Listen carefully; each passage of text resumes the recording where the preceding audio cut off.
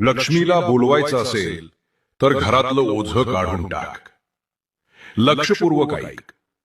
लक्ष्मी ही केवळ सोन्या नाण्याची पैशांची देवी नाही, ती ऊर्जा आहे, ती चैतन्य आहे.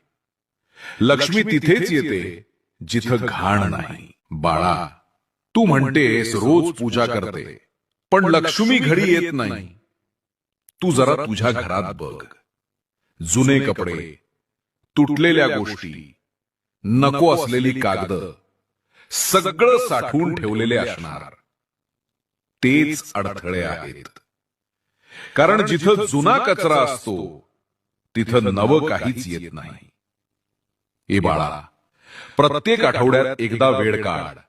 बघ, जे काही वापरत नाहीस ते बाहेर फेकून दे. चांगले असेल तर ते कोणाला तरी दे ज्याला त्याचा उपयोग होईल.